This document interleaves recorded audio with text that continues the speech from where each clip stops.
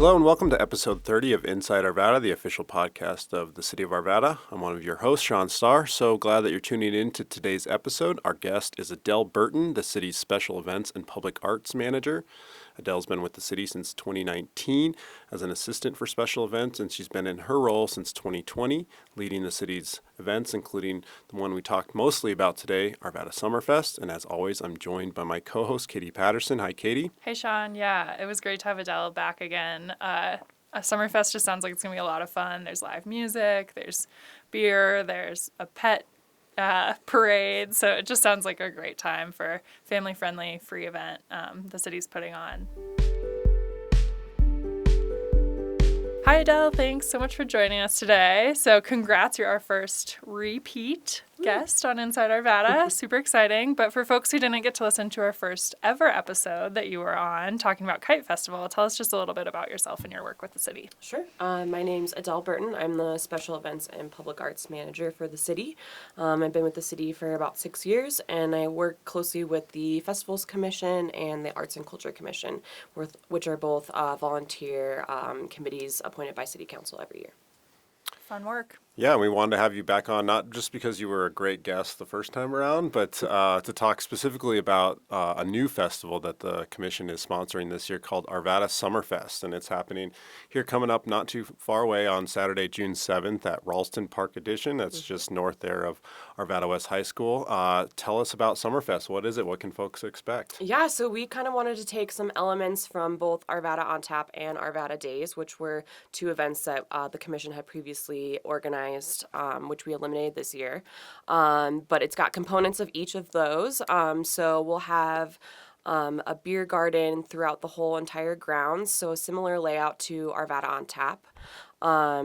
We've got all the proceeds from the beer garden going to our same community partners, the Arvada Jefferson Kiwanis Club, Arvada Sunrise Rotary, and Arvada Vitality Alliance. And there's going to be something for everybody, all ages, and bring your pets. We've got a kids zone with some inflatables. Apex will be bringing a ninja course out, and we'll also have free face painting as well. Yeah, so something truly for all ages, Definitely. whereas Arvada On Tap was an adults only, and so no kids, and then this is like free event, bring your kids. You can also drink, adult beverages if that's what you prefer. We'll have live music, and so we hear from the community that free and like family friendly is kind of what they prefer. So Yes. It's great that the commission is catering towards what the community wants from our events. Absolutely. Another big takeaway from a survey we did was free and live music. So we've got some really great bands this year. This all sounds super interesting, but the part I'm most excited for, it sounds hilarious, is the pet swimsuit contest and parade. So tell us a little bit about how people can participate in that and where did that idea even come from? Yeah. So more appropriate for the season, this did come over from Arvada Winterfest. We did an ugly sweater pet competition and parade. So we kind of took this and brought it over to Summerfest. Too hot for ugly sweaters in the summer, so we're doing a pet swimsuit competition. So funny. It's going to be great. We just did a promotional shoot with the city and had some of you guys bring your dogs and dressed them up, and it was a really good time and a great preview of what to expect for Summerfest. Having tried to find a swimsuit that fits a dog, it was more difficult than you would think. So I'm very curious to find out the creativity that folks in the community will come up with to dress their dogs. Yeah, would love to see some DIY costumes. We went to ARC to get some stuff. So, yeah. That'll be fun. What should people know for how to participate? So you can register the day of. You'll register around 11 a.m. right when the event starts. Hang out for about an hour, and then after the first band is done playing, we'll do the pet parade and then the announcement of the winners. So speaking of live music, that's a huge component of Summerfest as well. Let's talk about the lineup that we have set for Summerfest, because as I've learned a little bit more about these bands, it's got me really excited for this event. They're all local bands, especially the headliner, right? The Barlow, most of the band members born right here in Arvada. Yep. And so Yeah, tell us about the music people can expect to see at the Yeah, event. so our headliner is the Barlow. Like you said, they're local to Arvada. They're a country rock band. So they'll be really, really great. And then the second band that we have is Earl Nelson and the Company. One or multiple of their members are also local to Arvada.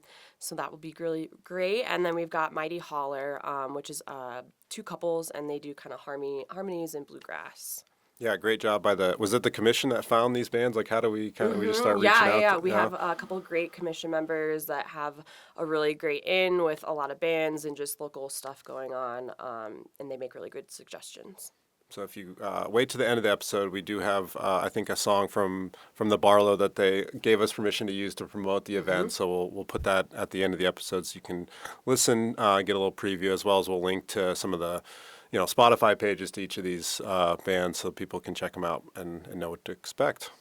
Very cool. This sounds, I'm excited, like a great way to kick off summer. I love this new concept. So what are some other things that folks should know before they go? Sure. Of course, please, there's limited parking. So if you can ride share or carpool, we also will have Bike Friendly Arvada doing a free bike valet there. So please ride your bike over. It'll be safe while you enjoy the event. Bike Friendly Arvada is also doing a pre-event community bike ride. So there's information on our website if you're interested in that. Yeah, as a free bike valet for folks who don't know, because when I first heard the term, I was a little bit confused at what that is. It's essentially just they corral off a section of the event space and have people monitor that area so that your bike can be securely stored away while you go out and enjoy the rest of the event. Yep, and they give you a ticket so they know, which bike is yours, and they'll watch it through the whole event, and it's safe there. So you can rest easy while you enjoy the event. Yeah, great partnership there with Bike Friendly. Now, it also is a pet-friendly event as well, and so if I plan on bringing my pet, what are some tips? They need to be on a leash. We definitely welcome them, but please keep them on a leash. Also, just clean up after them so you don't ruin someone else's day at the event. But we'll have a pet photo booth for free, so you can get some good shots of your dog. Or hey, if you want to bring your cat, I'm not opposed to it. I was going to say we're Some calling interesting interactions there, maybe, but yeah, Chickens, I don't know. yeah, we're calling it pet friendly, so we're not just saying only dog. So we'll see. be careful what you wish for there, guys. I don't An know. iguana, I don't know. Get crazy. Right. And again, this will be a zero waste event, right? As Yep. all of our festivals are. Yep. If I don't know where to discard certain items, we'll have people there standing by the receptacles to let us know. We'll have scraps there. They're also local to Arvada. They do all of our zero waste events, and they will have people at all the stations helping you to know where to put your waste. Awesome. I have one more question. Yeah. Rain or shine, is there any, what should people know about weather, just in case? Definitely. There's no rain out date, so we are rain or shine. Obviously, if there's inclement weather or thunderstorms or extremely heavy rain, we may have to cancel. But always follow our website and socials to find any updates on that. Absolutely, yeah. I mean, as long as there's not like immediate threat of lightning or like a torrential downpour, we're going to try to make the event happen. Yeah, we've done Arvada on tap in the rain many, many years, so we can stick it out if you can. Love it. Yeah. So that's Summerfest coming up on June 7th. We also have movies around town coming up not too far away as well. Tell us about this year's lineup of movies around town and what people can expect at those events. Yeah, so movies around town, for anyone that doesn't know, is our free kind of movies in the park. And instead of just one location, we like to hop all around Arvada to give everyone an opportunity to walk or bike to a movie in their neighborhood. We also do live music before the movie starts. And then this year, our first movie is on June 27th at Memorial Park, and we'll be showing The Goonies. And then July 18th, we've got Beetlejuice at Michael Northey Park. August 8th, we have Happy Gilmore at Bridgeside Park. And then August 29th, we do People's Choice. So you will be able to go on our website and vote on what you would like the last movie to be. Definitely, and we'll link to the webpage for those dates and locations as well and to the movie choice, People's Choice movie poll as well. It's a fun thing that we do each year.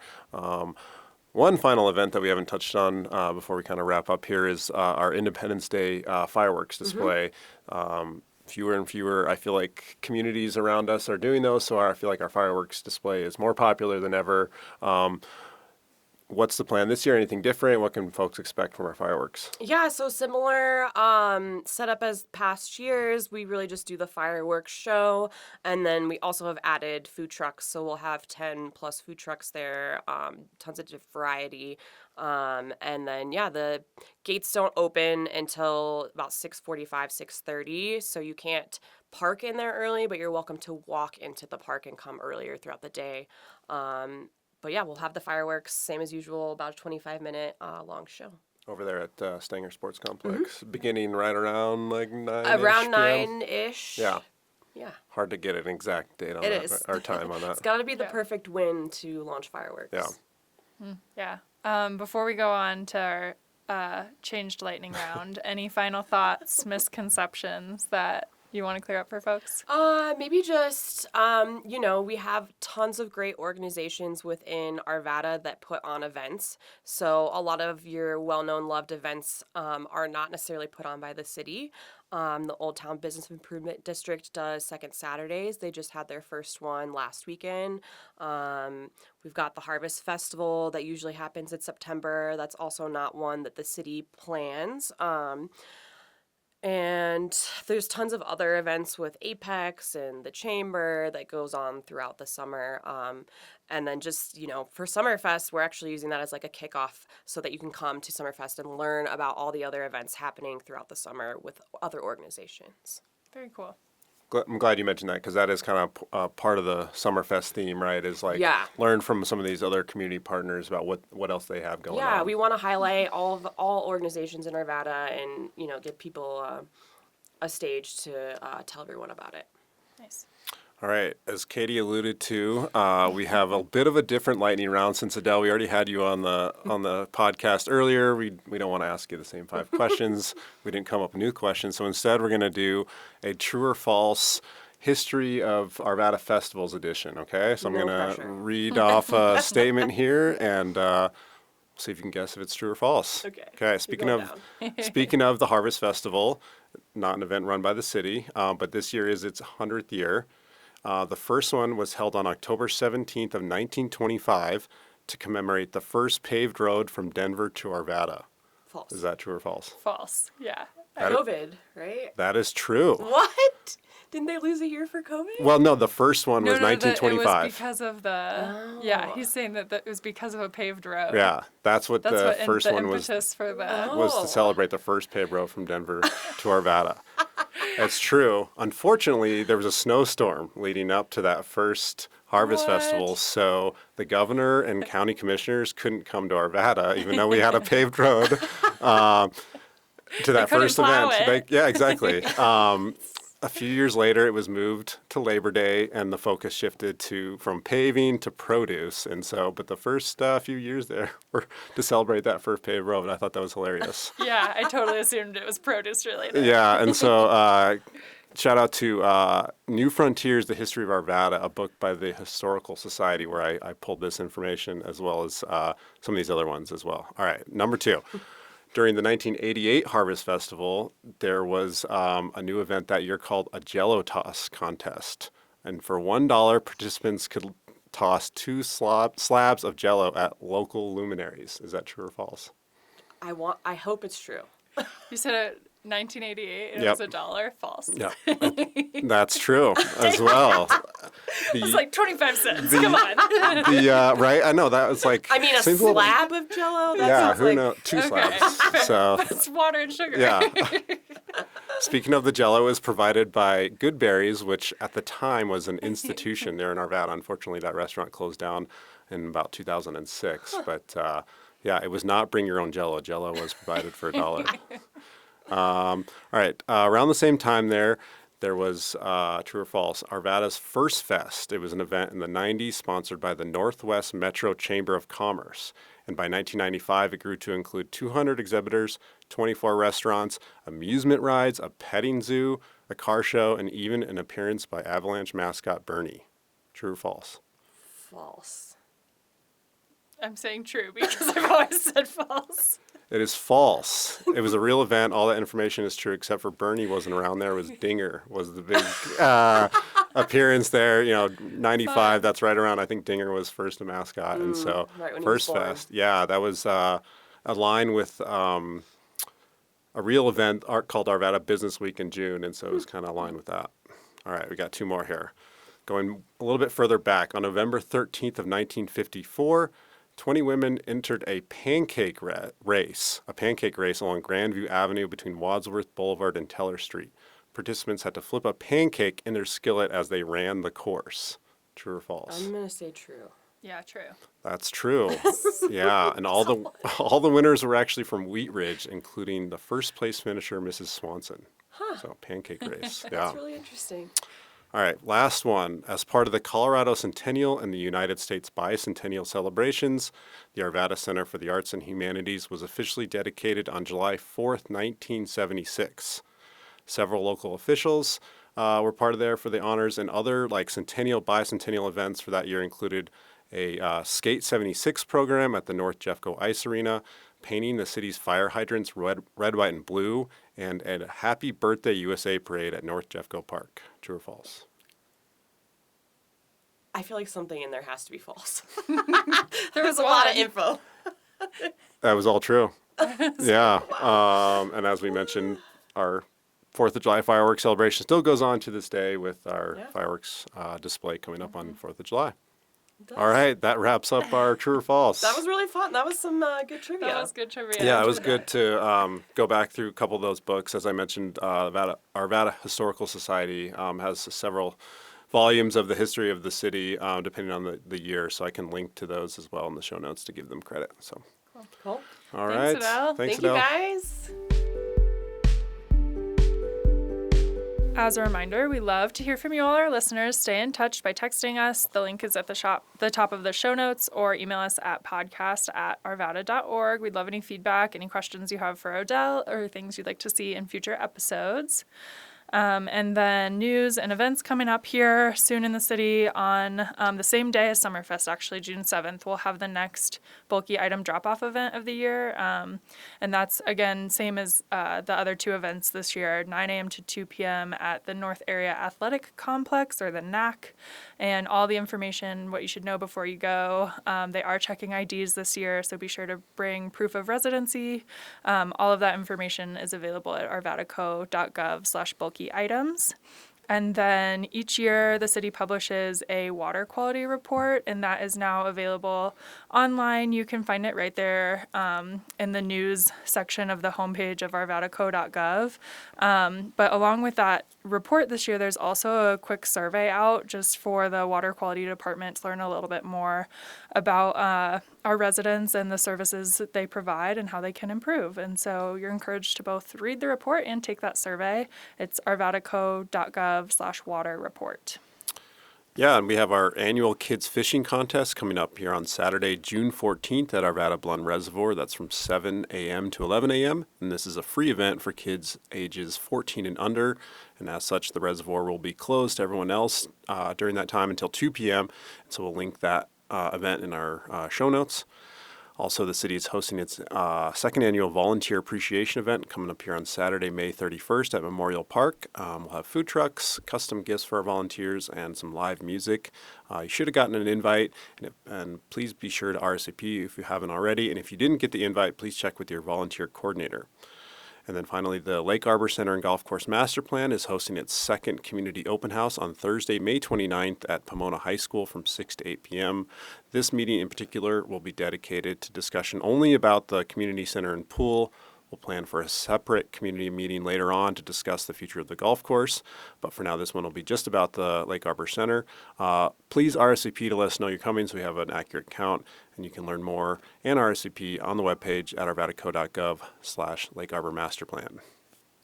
And thank you again so much to our guest today, Adelle Burton. Be sure to listen next time to our episode with Utilities Engineering Manager Mary Stahl. She's going to be talking about some of the big utility projects that are happening around town. If you've seen the construction on 68th and Sheridan, or maybe out on Indiana, those are all water and wastewater projects that are part of the long-range planning we do at the city to improve our utility systems. And today's podcast was recorded and edited by Arvada Media Services. And to tune us out today is a song by the headliners from Summerfest, the Barlow. It's called Standing Next to Me.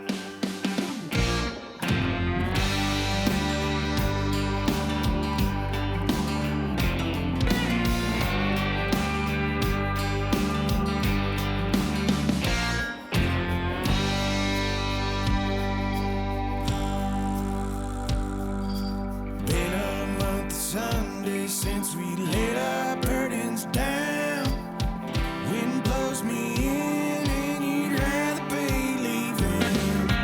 Can't do it again, but I can start from here.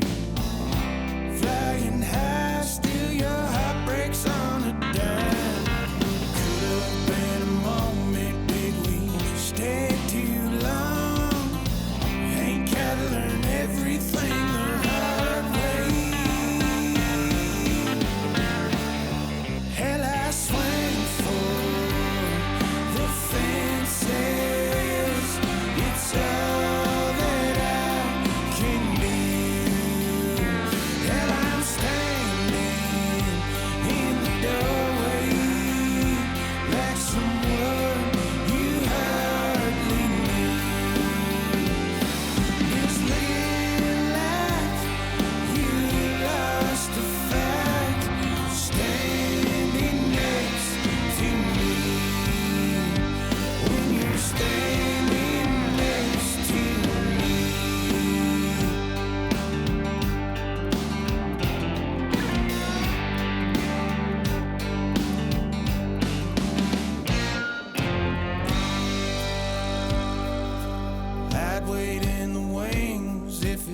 Shatter my pride, moth to a flame, yet you still curse my name.